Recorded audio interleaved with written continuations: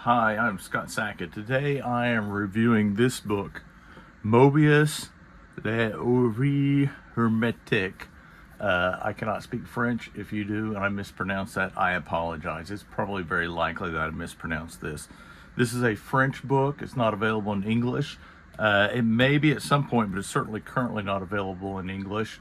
I picked it up online, and what this is every story that the comic artist, creator, cartoonist, whatever you call him, Moebius, Jean Giraud, I'm mispronouncing that, I'm sure, but Moebius produced in France for Métal Hurlant. This is everything, and this is a great book.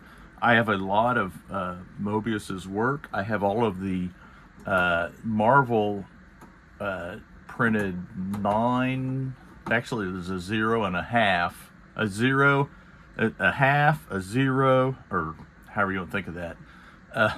Did a series of books on Moebius, late 90s, early 2000s. I have all those. There's stuff in here I don't have. This is one of those deals where I was like, should I get it? Because it wasn't cheap. It was a little pricey. It wasn't terribly expensive. It was certainly pricey, but it's everything. And so I'm going to kind of flip through it and talk about it. I got it. It's a little dinged up, but I didn't dare send it back because I paid a fortune in shipping, and I'm not sure and I bought it through. They didn't have any more copies. Let's put it that way. At the price I paid. So there's a table of contents. I have not translated this, so I don't know what is in there, but this is everything, and as near as I can tell, it's in chronological order. So it's great because you see like a Moebius's style change. It always looks like Moebius. There's never anything in here that I'm like, oh, he had a bad day. Every day that Moebius drew was a good day, but he has, and this is a good example. This is kind of what I think of as like a typical Moebius style. And then here, this story's told in a little bit, I'd call it looser, but with more blacks. And I've never seen this story before. I don't know who this character is. I assume this is some kind of a superhero or spoof on superheroes kind of thing. I have this. I forget the name of it. This is one of the early Marvel books. And again, kind of more of a cartoon style, almost like a Don Martin with the big feet and big knees, skinny limbs kind of thing. And this book really highlights how Moebius had kind of a variety of styles. Here's even more kind of an illustrator, very heavy cross-hatching style. I believe that's a self-portrait at the time. I mean, look at this. There's never a shortage on detail. This is a cool picture. I've seen this picture used as kind of an illustration in some of the Marvel books, as kind of a portrait of the artist. Beautiful architecture. There's some constants, and again we go to more of a you call it looser style, a cleaner style. Certainly not as much hatching, not as cartoony, but still. If you look at the figures or look at the faces, these two faces, certainly you can see kind of how he's using that cartooning thing's kind of coming out. It's interesting when you study artists. I think it's called White Nightmare. I've got this on my books. But when you study artists, there are artists that will be very realistic, and there are others that will be very cartoony. You almost put them on a scale. Someone like Neil Adams or John Byrne, it's kind of a more on the realistic end of the scale. And then you have somebody like Moebius, who's more of kind of almost like a classical cartoonist, where he could draw realistic. I mean, that's a pretty realistic looking face, but he tended to kind of push the cartooniness a little bit. And move that. There's not really any. There is some nudity in here, by the way. It is a European adult comic. Again, this is from Métal Hurlant, and this is everything as I understand it. There's just a lot here, and this is oversized. Let me get a comic for comparison. So here's a what I'd call a traditional American comic, and so you can see this is. I don't know if I've never seen an issue of Metal Hurlant, but I believe this is bigger than Heavy Metal by a little bit. Also, another thing is I don't think Metal Hurlant early on had a lot of color, and it's reproduced the way that it was put then, that it was out. This is exactly like it was from the magazine. So if it was in color, there it is here. Now, a lot of this stuff was colored when it came to America. In fact, I don't think in the Marvel series there's any black and white stuff. See, here's a real loose, almost, and from what I heard, like Moebius did a lot of stuff like direct in ink. So this almost looks like a direct in ink kind of story. And again, I have not translated any of this. I've got it and kind of looked at it, or I've looked at it. This is cool. This is Azarak, and Azarak is kind of one of more Moebius's famous stories. One of the Marvel books is, I believe, is all the Azarak stories, or is Azarak stories. But you can see like kind of a real cool watercolor look about this. And so when he moved to color, I don't know if he colored or somebody else did, but his stuff really shined. It looks great in black and white. It looks great in color. And so the book kind of goes more into color now. Look at that car. He did a story. I don't know if it was this story. It may have been. He did a story for Citroen. Citroen approached him about doing a comic that they would use as like a giveaway to dealers, and that may have been the story. I'm not sure, but I know it concerned like a car that broke down, a Citroen, like an old Citroen that he found. In the introduction, he talked about how there was some kind of car that he read about of Citroens. It was like from the 30s or 40s or something, and he just thought it was really crazy because it had some kind of advanced technology or whatever. Again, very loose. This looks like it's almost drawn with, like, directly with an ink pen. Still good, certainly good, but this is a lot different than what we saw in some of the earlier stories, you know. And that's where I think this collection really shines. And like I said, I have a lot of this stuff, but have it all in one oversized hardcover book is really a treat for Moebius fans. Yeah, look at that, the amazing architecture of Moebius's. And I think Metal Hurlant ran until from like 77 to 87 or something like that, from the mid-80s to the mid-70s. So this is from the Airtight Garage. Let's see, where to start? I missed the start of it. Airtight Garage is probably, before I read Moebius, Airtight Garage was the thing I'd heard of about that Moebius had done. And one of the Marvel books is Airtight Garage. And it's probably one of his more, that or Azarak, or maybe some of the stuff with I'm blanking the director's name, but he did that series, the Inkle. The Inkle's probably the most nice. I personally don't care for the Inkle. The story is a little the art's good, story's a little crazy, and they've done tons of Inkle. I think Moebius did one or two series, but there have been several, all by good artists, by the way. Yeah, this is still the Airtight Garage. So my copy of Airtight Garage before this was in color. This is cool, and I wanted to talk about this real quick. So this, if you see this and you're a modern American comics fan, you may look at this and go, "Here reminds me of Jeff Darrow." So Darrow has talked about discovering Moebius early on, and it having an influence on him, and you can certainly see it. And Darrow at one point met Moebius when Moebius was here working on Tron. Moebius has done a ton of designs for different movies, but he was working on Tron. And if you ever, his Tron stuff is great. He has some character designs. In fact, the other day I saw one online. And so, so Moebius was in America, was in California, and Jeff Darrow knew somebody that was working with him. I think her name is Melina, something like that. remember the character from Airtight Garage. I'm still in Airtight Garage is pretty long.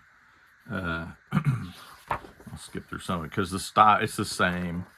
The style's pretty much the same throughout it. Oh, but it's interesting. One part of it, he gets knocked out. Grubert gets knocked out, and he kind of goes back to the Old West. And so Moebius draws this, and the way he drew, in the style he drew, is Blackberry stuff. Blackberry was a Western series that he did before he adopted the nom de plume of Moebius and developed kind of more of his humorous science fiction style. Moebius was his science fiction thing. I think he called it Gur, which is Jean Giraud. Gur was his Western style name. Anyway, so Darrow met Moebius through a friend, and Darrow ended up moving over to Europe, and Darrow introduced him to some publishers, and they did a portfolio together, and it reminds me of that little panel that I pointed out, because but the portfolio is called The City of Fire, and a lot of it's similar like that. It's big scenes. I've got that. In fact, I got a couple of them framed, hanging on my walls in my house. But it's big, just kind of like fantastic scenes. And Darrow drew it like Moebius asked him if they could work on something together. Of course, Darrow said, "Well, of course." And so Darrow drew it, and Moebius inked it, and it's really cool because it's a lot more detailed than some of this stuff, but it's kind of got the Darrow sensibility for like very detailed, complex panels, and then the Moebius kind of real nice, fine inking. Anyway, so The Long Tomorrow is another pretty famous story, written by Dan O'Bannon.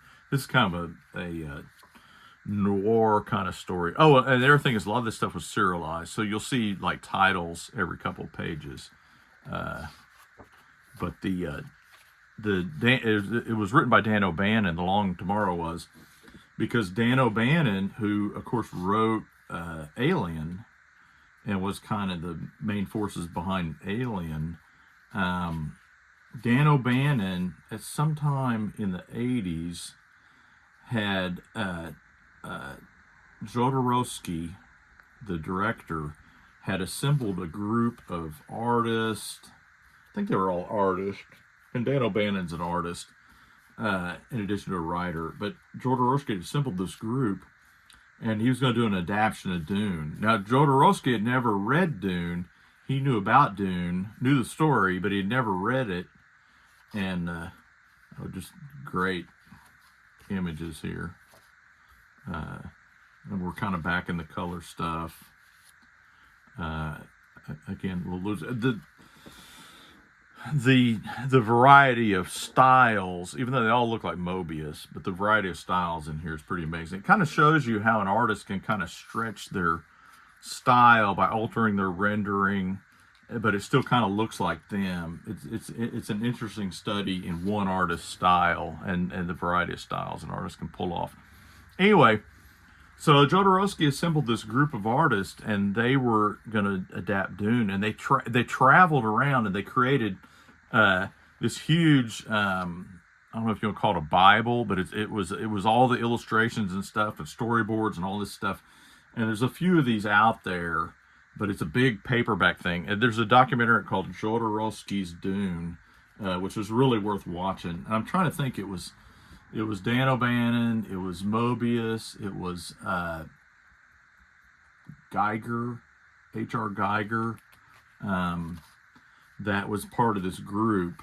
And they just all designed different things and just created this amazing story guide. It was a pitch book is what it was. I've never seen this story before. I was reading this before I started, not reading, I was looking at it. I don't speak French or read French. Anyway, I was looking at this before I started recording, and I realized I'd never seen this before, this kind of fantasy thing. It's only a few pages. And it may have been in heavy metal, but for whatever reason, it was never collected in the Marvel stuff. I don't believe. It's been a while since I've looked at all those. I'm going to skip through here pretty quick. This I don't know what this is. I don't recognize this story.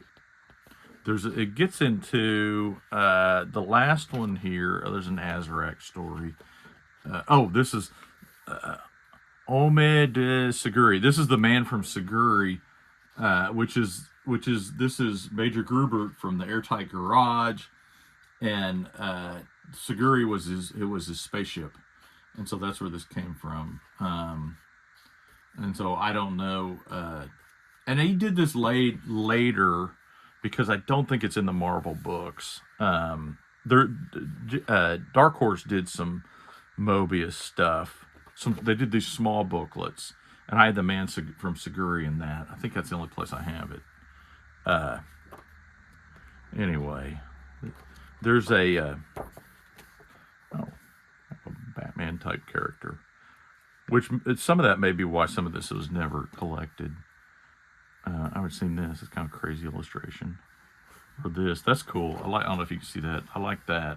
The pages are kind of glossy, so some of this may get reflected out. Well, it says it's from Ciguri. I don't know if it's like inner space. Not speaking French, I don't understand. And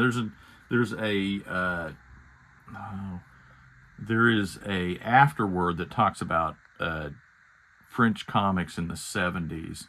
There's Jean Giraud with Moebius, of course. And I don't know. I haven't read this. This is very long. And again, like I said, I don't speak French. But anyway, I wanted to do a video about this. Moebius OEuvres Hermetic. And I know somebody out there is going to comment and say my French is terrible. And I apologize for that. But if you like, I flipped through it so you saw a lot of it. But if you like Moebius and you can find this for a reasonable price, I want to say I paid somewhere between $75 and $100 with shipping. So again, it wasn't cheap. I wouldn't call that cheap by any means, but it was not for the amount of stuff. You can see how thick it is. It's a very thick book. It's probably 1.25 inches. I didn't count the page numbers.